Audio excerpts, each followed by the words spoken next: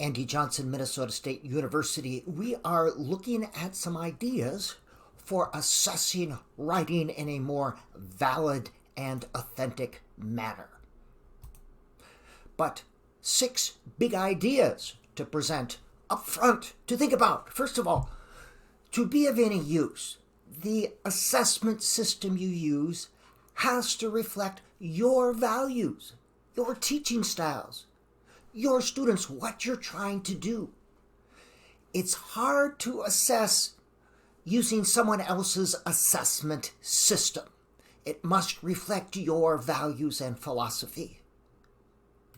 Second big idea, your assessment system that you develop is not a permanent entity. It's going to constantly evolve and change as you get more knowledge and more experience, and as you evolve and change as a teacher. As well, students are not the same from one class to the next, so you're going to have to let it evolve from year to year as well. An effective assessment system, this is any kind of assessment system, not just writing, utilizes multiple forms of data, multiple kinds of data. Now, sometimes people just collect data from standardized tests. That's multiple kinds of the same type of data, multiple forms of the same types of data. But you should have multiple kinds of data, meaning it's okay to have a standardized test as long as you have authentic writing products, checklists, rubrics, and other things. Multiple forms of data if you want to understand your students as writers. The role of good assessment is to become obsolete. Out in the real world, nobody hands you a rubric and says, okay, write your report. No one gives you a checklist and says, write an article, write a memo. The goal is for students to prepare them to evaluate their own work. So you're creating a structure, good assessment, that enables them eventually to evaluate their good work. And they can do this starting in kindergarten or in first grade when it's done at developmentally appropriate levels or in developmentally appropriate ways. Students should be involved in the assessment process. It shouldn't be something that's just done to them. Assessment should also be something that students do. This could include they get to choose what to put on a checklist or rubrics. They get to choose what skills to focus on. They get to choose, as we'll see in a bit, what writing product should be evaluated or put in a showcase portfolio. Now, the only hard, fast rule about portfolios, checklists, and anecdotal records is that you use them. They don't have to be this way or that way. They just have to be. That means with these ideas and any ideas, adopt and adapt. Take the ideas that I'm telling you, only take the ones that seem to work for you, discuss them with your colleagues, and then implement them in a way that works for you. There's no fidelity here. There's only teachers who know their students and what they're trying to accomplish. So that's the only hard and fast rule, is that you use them. So let's take a look at some particulars. A portfolio is a collection of work. Portfolios are used in art, in architecture, in business, all right? It is a valid approach for demonstrating students' growth as writers because it includes their actual written products. You get to see their progress. If you wanted to know if someone was a good tennis player, you'd watch them play tennis. If you want to know if someone is a good writer, you would look at them writing. But in portfolios of any kind, keep it simple, keep it simple, keep it simple. If it's too complex, you won't use it, and it will be not useful for you. It will evolve and get complicated as you see more of the details and dimensions, but keep it simple. Start small, but think big. There are 3 kinds of portfolios, and I'll describe each one. And I would recommend that you include all three in some form or another, I would recommend that. But if you're going to start out, you could just start with a work portfolio. But a work portfolio is where students keep all the drafts and works in progress. If you do a short writing activity, a 10-minute writing activity, pre-write, draft, share, you'd put these drafts in their work portfolio. And the portfolio is maintained by students. It's put in a milk carton with a manila file for each student, and they put it in there. Students then get to choose which of the drafts they want to work on. Not all drafts are hot topics, as Donald Graves would say. Not all drafts are good. Students get to select the draft that they want to work on. That's that empowering students to make choices. They're going to be more engaged and write better products if they get to decide what they want to write about. Nobody wants to write about reports on something that the teacher gives them. Write a report on grain exports in Bolivia. Well, blah, that doesn't sound good. Now, in a paper environment, and I'm guessing most preschool and primary grades, you'd have a manila file folder with the student's name on, and as I said, this shouldn't be kept in students' desks. It should be kept someplace on a shelf where students have access to it, and so do you. And you can easily look in 2 or 3 folders every night and get a good sense of your students. So on a box or shelf or milk carton. When it's time for writing, you simply say, boys and girls, make sure you get your writing folder and let's begin to write. If you're working in a non-paper environment, older elementary, a shared online folder of some sort, a Google folder or Google Doc, where you have access to it as well. The advantage of an online folder is students can include multiple things. They can include pictures, which would be kind of cool, pictures they want to write about, pictures they take. You're limited only by your imagination here. You could also include certain types of lists in a work portfolio, some ideas to consider. I like to have some place on the front or back cover where students list the projects they've completed, genre, date, and maybe the media they use to share. You could staple something like this, or they could simply list them.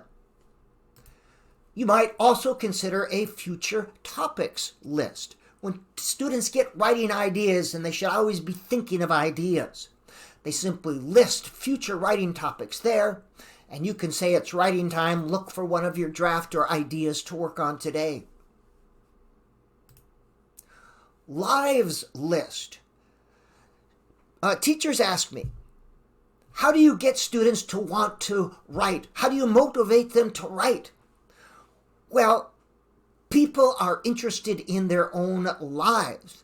If students are able to write about things that matter to them, things that matter such as relationships, friendships, sports, movies, TVs, hobbies, whatever, they're going to be more engaged and write better products. So you may want to have a lives list, things that are important and in their lives. And here's the neat thing about lives list. They eventually merge, or you'll see a lot of the same things on all of these if they're writing about things that are important to them. Things that are important to me in my life. What things are important to you? And then you may want to include a daily progress report. And again, this could be stapled in the inside cover or someplace. The date, what they're working on, and the stage. Pre-write, draft, edit, revise. The second one is a showcase portfolio, where students select the finished products that have gone through all 5 steps. Pre-write, draft, revise, edit, and then publish or share. The things that demonstrate their growth as writers, their best pieces, they put in a show portfolio. This is what you show to parents, send home to parents, or use as documentation that your students are meeting standards. And students can select, and you can help students select as well. You can choose what you think is their best work as well, but they have some choice in the matter. They demonstrate their growth. And these, again, are works that they've taken through all 5 stages of the 5-step writing process. By the way, that's how I'm assessed as a writer, not by some goofy writing test, but by my revised and edited pieces. And again, at writing conference time in work, this is one of the best ways to show students' growth. It can be sent home with the teacher analysis, or showed to parents with teacher analysis. Or if you want to document that students are meeting standards related to writing, actual writing products with perhaps checklists or rubrics or some other thing. You can include, besides their writing, anything you think that documents and demonstrates their writing progress. And this could be rubrics, checklists. Yes, you could have a stinking test of some sort on there. You decide. But anything that demonstrates their growth. And again, as I said, adopt and adapt these ideas. Understand the principle, adopt and adapt. And the teacher portfolio. I recommend that you have a desk drawer with each student's name on it, a folder. And anytime you collect data, you have one file folder. You put that data in students' file folders, and I'll show you about anecdotal records. But you could observe and take notes, and that goes in there. You could have a test or a checklist, that goes in there. You're compiling data. You're like a researcher, a qualitative researcher. You're observing, you're collecting different types of data, and you have a file folder for each teacher. And only you have access to this, by the way. Here are things you could include. Test data, okay. Work samples, test scores, yes. Interview data when you're interviewing students. Now here you analyze this data, and this provides context for the show portfolio. This provides greater depth. Now think about the multi-dimensional view you get of students here versus the one-dimensional view that are given on these cockamamie writing tests, where it's you have a prompt and so much time, and then your writing is analyzed by a computer or a rater of some sort. That's a very one-dimensional, inauthentic way to assess writing. And then checklists. Keep them simple. I prefer checklists over rubrics because they're flexible and they're more pragmatic. A checklist simply indicates whether a trait is or isn't present. Now here is a basic type of checklist, and this is a checklist developed for students to edit their own work. Here's the trait, it's either present or not present. And you can work with students to decide the traits. These can be adopted then to use for assessment. So I'm teaching these things, and then I'm able to say, yes, this is present in the writing, or no, it's not. For editing tables, yes, we use it to help students edit, but I can also adopt and adapt this idea for assessing. And this would be going in the teacher portfolio, and you could then use this to put in the showcase portfolio. And again, a basic checklist, the traits, it either is or isn't present, happy face, smiley face, frowny face, come in a variety of forms. The other type of checklist is a rating checklist. It has the list of traits, and then it describes the degree to which each trait is present. It's present to a greater degree, it's present, lesser degree is not present. If you want to use numbers, there you go. I prefer using symbols, plus, check, minus, whatever that is, the number mark, all right? You decide, but I find that ratings checklists are much more valuable and informative than rubrics. Now, if I am teaching the writing process, it makes sense that I have a checklist somehow to assess the writing process. And here's the traits. You see them related to each of the 5 steps. And if they have trouble with one, well, they would get a minus mark here. This is flexible enough to be used, simple enough to be useful, simple enough to be used, because I have the comments section. So if I have a plus or whatever, I can have my written comments here. Flexible enough to be useful. A rating checklist is much more useful than a rubrics, and it's simple, so it's going to be used. You can also focus on particular elements. You decide. It's up to you how you want to use a ratings checklist. This one focused in on pre-writing strategies. And maybe during a conference, I would ask students, what strategies did you use? And I would write comments here.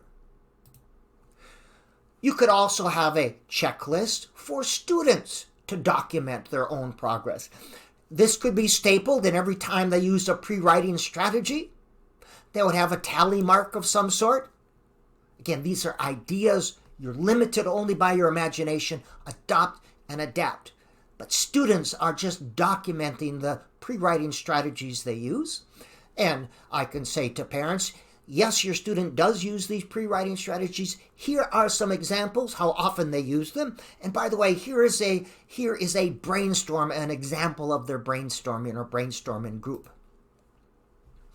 Same with students you could document the types of sharing and publishing they did. Checklist, date with comments, or students could do this. These are all different types of sharing. This gives me a better sense of the student as a writer than a test or some other things. And the open-ended checklist is a survey. Sometimes it's called a student self-survey, where you ask them questions and they tell you.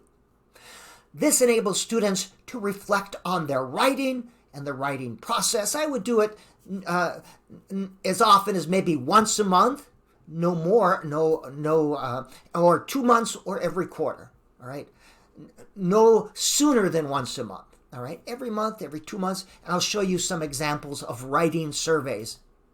Here's some questions. What kind of pre-writing strategies do you use? Ask them. What do you do well? What's something you want to struggle with? What skills are you working on? What are your goals? Use the questions that get to ideas or things that you want to know about. What do you want to know about your students as writers? Again, you could use some of these, all of them. This would probably be a little much, depending on the grade level. If you're working with younger students, kindergarten and first grade, maybe they will dictate to you their ideas or answers here. Include what you would like to know. Now here's an attitude survey using a Likert-like scale where they rate where they're at. And again, you're limited only by your imagination. This gives you another view of that student as a writer. Include that in them. All right, anecdotal notes. Anecdotal notes. Quick written descriptions, what you see going on. You have little pieces of paper or however you use it. You see something interesting or important about that student as a writer. You write it down and you put the date and put it in their teacher portfolio, in the portfolios in your desk, in their portfolio. So you're collecting these notes. And again, this gives you a much richer view of the student as a writer. You can be purposeful and systematic, meaning a checklist, and you have planned 3 students a day. You're going to observe them. Use your anecdotal notes during writing workshop or writing time or writing conferences. Or you can be less purposeful and systematic. As you see interesting in the things happen, you just record with no system. Use the one that works for you. Use the system that works for you. The only rule is to use them. And again, this moves away from the one-dimensional view, writing tests and rubrics. That really does little to help us understand. This gives a much richer context. Anecdotal notes. Now, you wouldn't use this alone, but this combined with other types of data really helps you understand that student as a person and as a writer. Involve students in the process, not all the time, but some of the time. Again, the goal is to enable them to assess their own work. So you want them doing checklists on their own work. You want them to give you ideas on things to include in a checklist or works that they think is their best, but involve them in some way. 4 ways. They get to decide which pieces display their growth and go in their showcase portfolio. They might design or help you design checklists used to examine the writing. You need to teach students how to give good feedback to others and receive, so they are involved in giving feedback, both written and oral, and get students to use these checklists on their own work, on their own writing, on their own writing process, and the self-report survey. Final thoughts. Keep it as simple as possible. If you make it complicated, it won't be used. Complexity is different than rigor. There are no hard and fast rules. Just make it yours. Adopt and adapt. Discuss with your colleagues. Let it evolve over time. All right, this has been some ideas for assessing writing, more authentic ways to assess writing.